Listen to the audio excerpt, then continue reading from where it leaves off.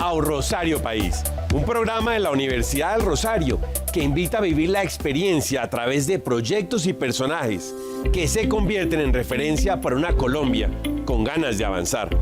Formamos proyectos de vida, siempre al servicio del país. Hoy presentaremos 3 importantes casos de éxito. En Diálogos con Alejandro Chain, una entrevista con los candidatos a la Alcaldía Mayor de Bogotá. En nuestra sección En la U, la investigación de la Facultad de Ciencias Naturales de la Universidad del Rosario para llevar a cabo el entrenamiento de las abejas, el cual les permite protegerse de los pesticidas. Y en la sección CONI para las regiones, el trabajo de la Escuela de Medicina y Ciencias de la Salud de la Universidad del Rosario en la Sierra Nevada de Santa Marta, con la comunidad arhuaca para unir la medicina ancestral con la occidental. Comencemos. En Diálogos con Alejandro Chain, entrevistamos a algunos de los candidatos que aspiran a la Alcaldía de Bogotá. En esta conversación cuentan sus anécdotas, sus miedos, su control de emociones y por qué es tan importante para ellos esta elección. Gobernar la capital de la República es un verdadero reto para los tiempos venideros. Aquí están las respuestas a este diálogo abierto y franco, donde pudimos conocer más a fondo el lado más humano de los aspirantes al puesto de primer mandatario en la ciudad.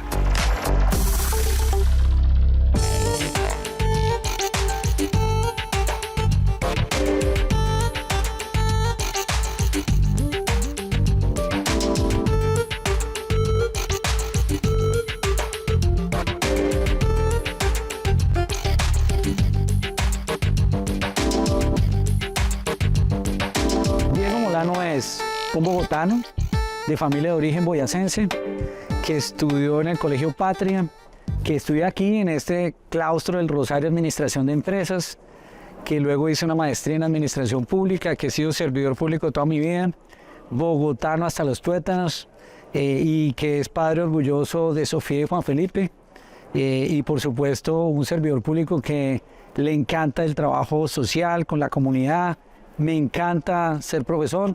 Soy aquí profesor de la Universidad del Rosario y un enamorado del servicio público. Oye, Diego, ¿y tú eres buen estudiante?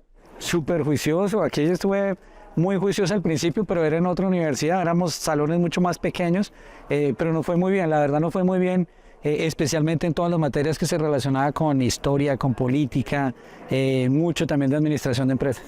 Oye, ¿en qué momento un administrador de empresas toma la decisión de seguir el camino en la política? ¿Y por qué seguir ese camino? Sí, qué raro, ¿no? Me lo han preguntado varias veces. Y yo, cuando tenía 17 años y estaba haciendo la carrera, dije, a mí me gustaría hacer política y estar en el gobierno. Y pensaba en mi lógica a los 17 años, si las empresas del gobierno, el gobierno funciona mal, porque yo creía que funcionaban bien, mal, y las empresas privadas funcionan bien, voy a estudiar administración de empresas para luego salir a aplicar lo que hacen las empresas en el sector público, y por eso estudié administración. Tú cuentas siempre que vivías en un barrio popular de Girardot. Sí, yo nací en la casa, además, en la casa Manzana 30, Casa 9 del barrio Kennedy de Girardot, con partera. En ese momento no, seguramente no existían o no había clínicas cercas o algo, pero nací con partera. Y era un barrio popular. Sigue siendo un barrio popular todavía. En esa época se llamaba el Inscredial, Instituto de Crédito Territorial, que hacía planes de vivienda, pues que hoy prácticamente han desaparecido, ¿no? Y el instituto desapareció también. Un camino de la literatura, un camino de emprendedor, hoy en día empresario, pero tienes otro camino al mismo tiempo, que es el camino de la política. Exacto. Y tu vocación por la política, si lo entiendo bien, empieza con Luis Carlos Galán. Exacto. Cuando estoy en el colegio distrital, en el Santiago Pérez, yo vivo muy cerquita del Policarpa Salabarrieta, que es un barrio que se instaló ahí a través de una invasión del Partido Comunista en los tiempos, no me acuerdo si fue en los 50, y ahí funciona la JUCO. Entonces a mí me hacen muchos lances para que me meta a la JUCO, pero por alguna razón, yo no me acuerdo por qué, nunca fui, y había otros compañeros que estaban trabajando con el nuevo liberalismo en las juventudes de Luis Carlos Galán. Entonces yo opté por el camino del nuevo liberalismo, que estaba irrumpiendo con fuerza en ese momento, pero no era tanto contra el establecimiento como lo ha hecho Gustavo Petro. Pero a nosotros nos enamoró el discurso y los jóvenes seguimos a Luis Carlos Galán hasta que lo matan el 18 de agosto del 89 en la plaza de Soacha. Desde segundo de primaria estudié en el Colegio del Rosario, ahí en el 7 de agosto, en la Quinta de Mutis, donde hoy es la Escuela de Medicina y Ciencias de la Salud. ¿Y eras buen estudiante? Desde primero de bachillerato, después de la muerte de mi abuelo, como que ese sentimiento de inseguridad me llevó a que yo dije, bueno, si me la montan mucho en el colegio, porque me la montaban muchísimo, pues me voy a dedicar a estudiar, y desde primero de bachillerato fui el mejor estudiante. Oye, Juan Daniel, en tu infancia, tú sufriste un accidente. Sí, un accidente, una caída con una cortada muy profunda en la cara, que también fue de esos aspectos que generó como esa situación de matoneo por parte de mis compañeros del colegio, de la Quinta de Mutis, porque pues me la montaban por feo, por la cicatriz y también por el tono de la voz que tenían pues desde antes. Oye, ya que tú fuiste víctima del matoneo, ¿cómo se puede eliminar eso?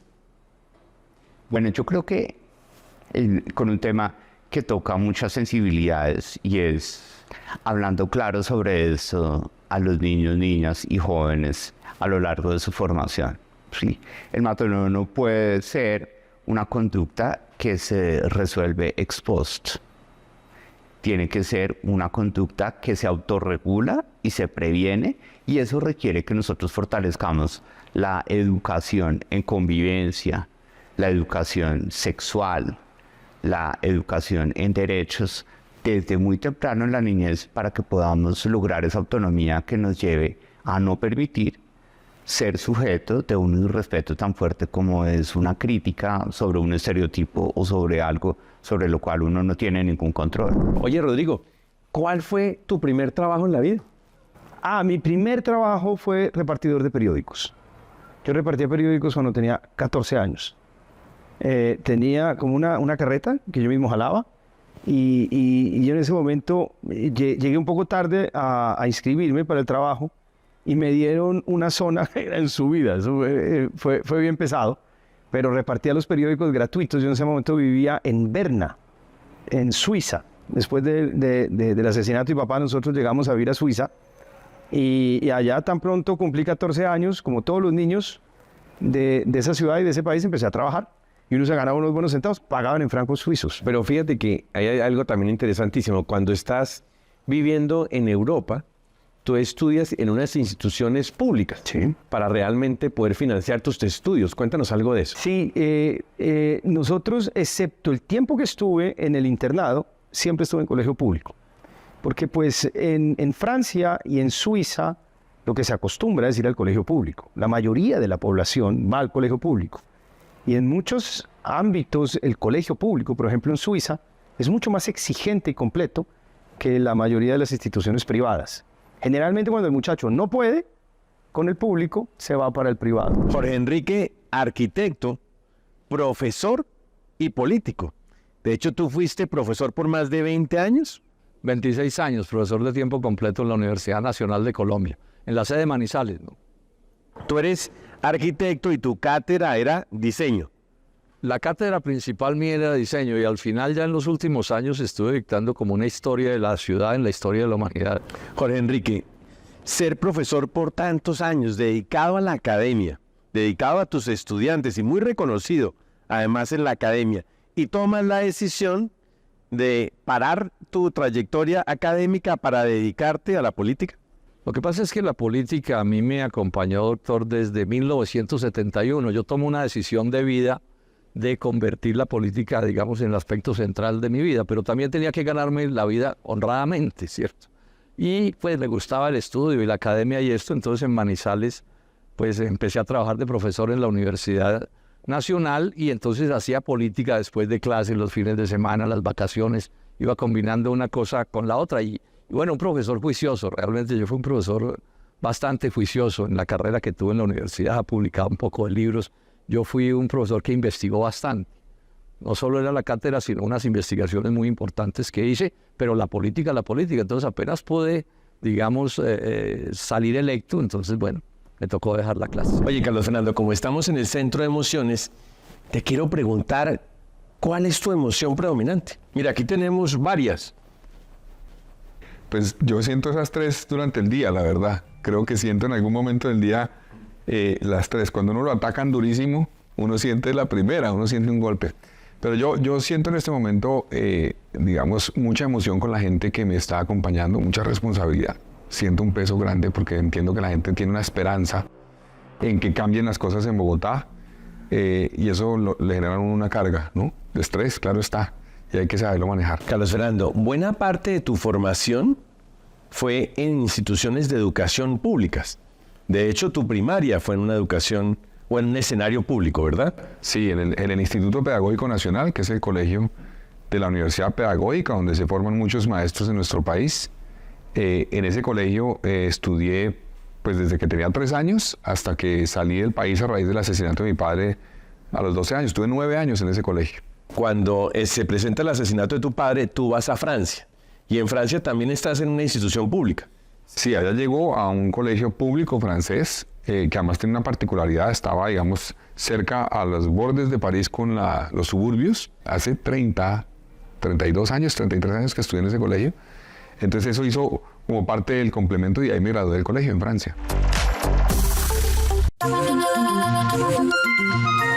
Fuimos beneficiarios de una convocatoria internacional de ICETEX que permitirá que 13 estudiantes pertenecientes a UR Intercultural y Plurales realicen una movilidad académica durante 2 semanas a Perú en el mes de octubre. Universidad del Rosario, 370 años formando proyectos de vida al servicio del país. En la quinta de Mutis de la Universidad del Rosario se encuentra el apiario, un símbolo de coherencia de la Universidad del Rosario con el respeto hacia el medio ambiente. Un mundo desconocido para muchos, pero que contempla todo un campo investigativo enfocado en salvar un ser vivo minúsculo, indispensable para la vida humana, la abeja. Aquí se avanza en el entrenamiento de estos seres diminutos para que puedan defenderse de peligros como los pesticidas.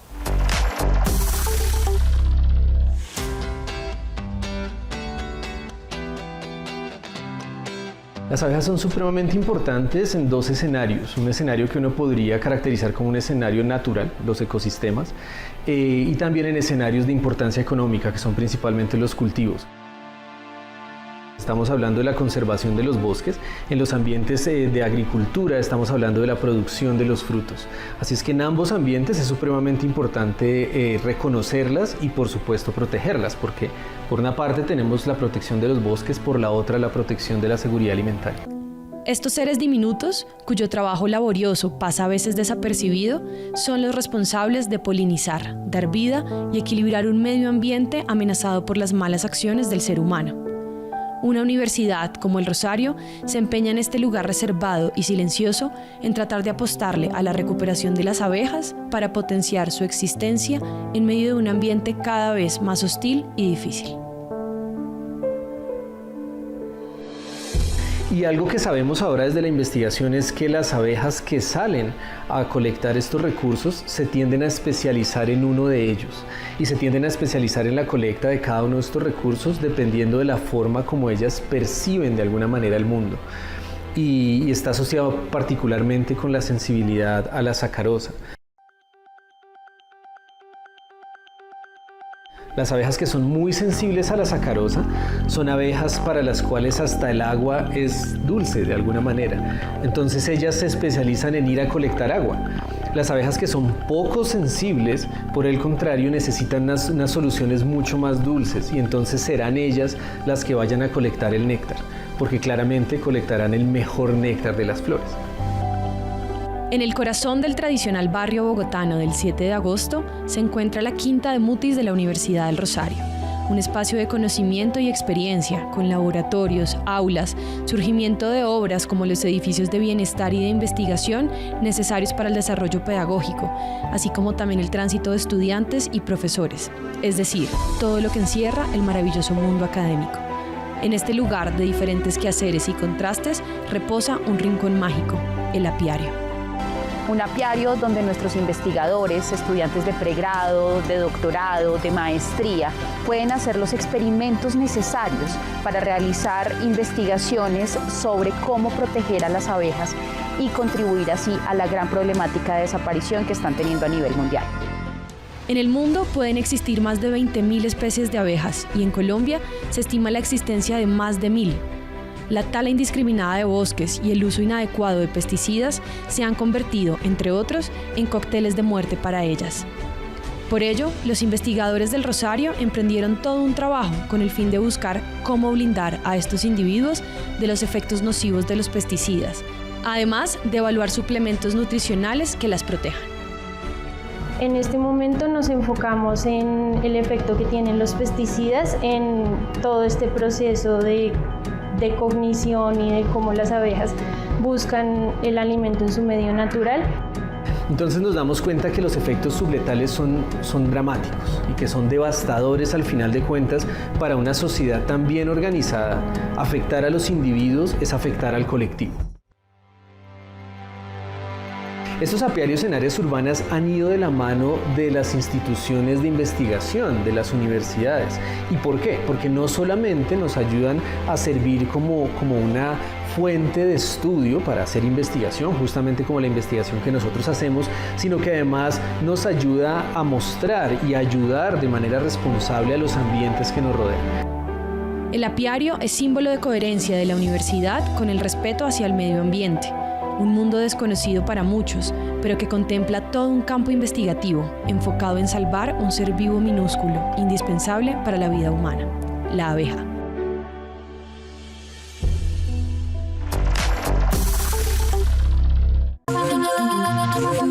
Universidad del Rosario recibe el primer certificado sello oro a nivel distrital por la implementación del Plan Integral de Movilidad Sostenible. El plan comprende la optimización de rutas, la opción de carro compartido y la ampliación de los cicloparqueaderos. Universidad del Rosario, 370 años formando proyectos de vida al servicio del país. En Nabusimaki, en la Sierra Nevada de Santa Marta, la Escuela de Medicina y Ciencias de la Salud firmó un acuerdo intercultural con la comunidad arhuaca. Los mamus se hicieron presentes y se selló este acuerdo entre dos mundos.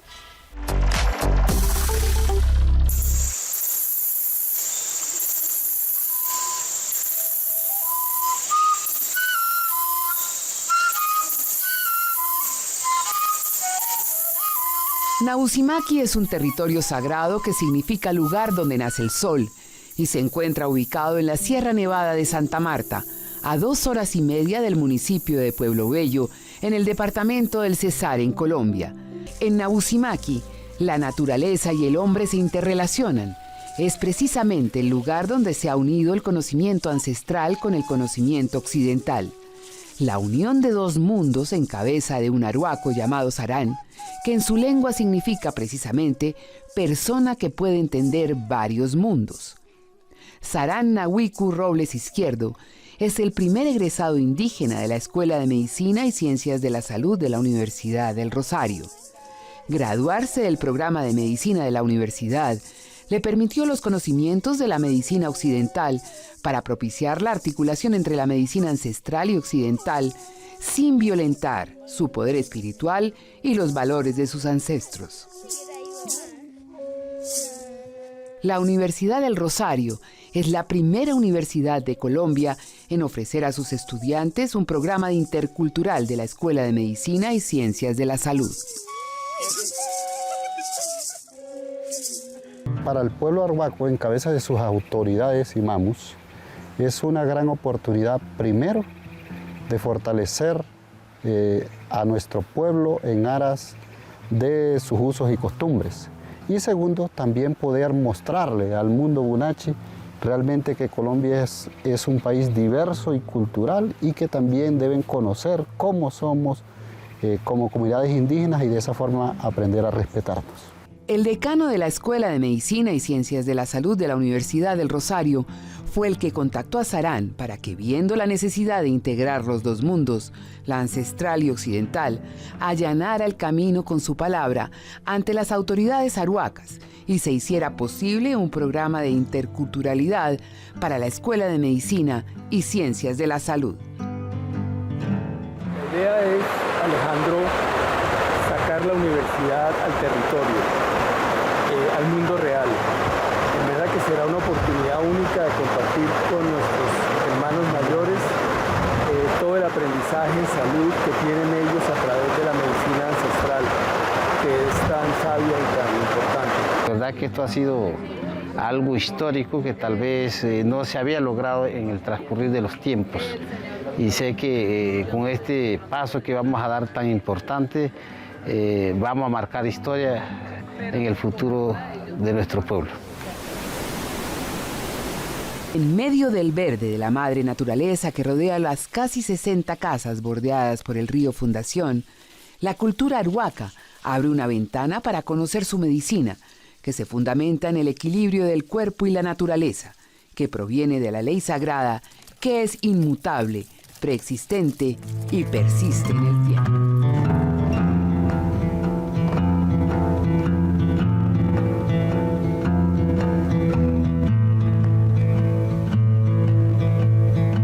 Estar aquí en Nausimaque ha sido bastante enriquecedor para nosotros y lo va a ser para todos los estudiantes de medicina porque refleja justamente lo que hemos hecho por tantos años como rosaristas y es preocuparnos por la responsabilidad social y sobre todo por seguir construyendo país. Sabemos que el hecho de estar acá y poder ver otras visiones acerca de la salud nos va a brindar muchas herramientas y cualidades para poder atender a los pacientes de la mejor manera y sobre todo respetando la cultura y viendo mucho más allá de lo que hemos aprendido nosotros en la universidad. Un trabajo conjunto, basado en el respeto, la confianza y aprendizaje mutuos, en esta región sagrada para construir y avanzar entre dos mundos. Un intercambio de saberes y conocimientos para seguir caminando la palabra en el corazón del mundo, la Sierra Nevada de Santa Marta de Colombia.